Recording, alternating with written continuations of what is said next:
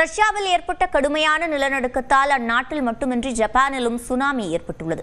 கூடுதல் தகவல்களை நமது செய்தியாளர் முகிலனிடம் கேட்கலாம். முகிலன், நிலவரம். சிவரஞ்சனி, இன்று அதிகாலை ரஷ்யாவின் கிழக்கு பகுதியில் இருக்கக்கூடிய அந்த கமச்சா என்ற பகுதியில் ஒரு சக்தி வாய்ந்த நிலநடுக்கம் உலுக்கியது.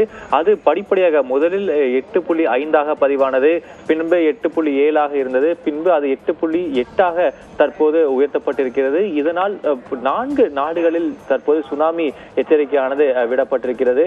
மிக முக்கியமாக ஹுவாய், நியூசிலாந்து, ஜப்பான் மற்றும் அலாஸ்கா நாடுகளிலும் மற்றும் ரஷ்யா போன்ற பகுதிகளில் தற்போது இந்த சுனாமி எச்சரிக்கையானது விடுக்கப்பட்டிருக்கிறது.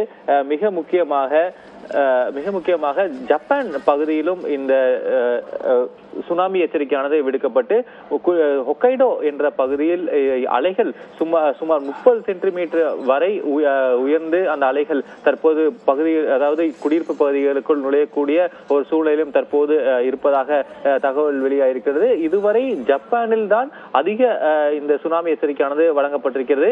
ஆனால் இதுவரை பெரும் அளவுக்கு பாதிப்பு எதுவும் ஏற்படவில்லை.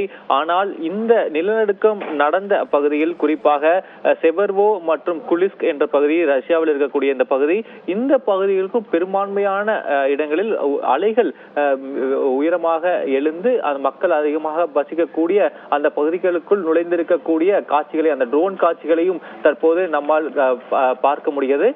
தற்போது இருக்கக்கூடிய சூழ்நிலையில் 8.8 பதிவாயிருக்கக்கூடிய இந்த நிலநடுக்கத்தினால் ரஷ்யா இந்த கிழக்கு பகுதியில் இருக்கக்கூடிய இந்த கமச்சா என்ற பகுதி தான் அதிகமாக பாதிக்கப்பட்டிருக்கிறது. சுனாமி அலைகளும் உள்ளே நுழைந்திருக்கின்றன.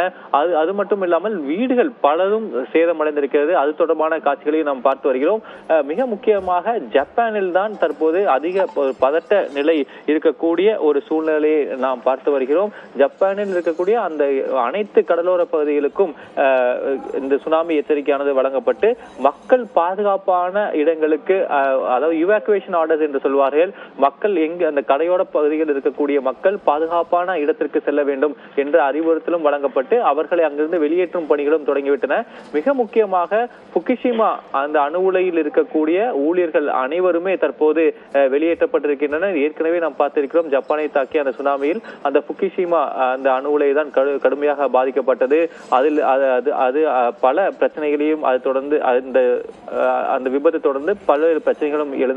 தற்போது அந்த புகுஷிமா அணு உலையில் இருக்கக்கூடிய ஊழியர்களும் தற்போது வெளியேற்றப்பட்டிருக்கின்றனர். சிவரஞ்சனி, விவரங்களை வழங்கியமைக்கு நன்றி முகிலன்.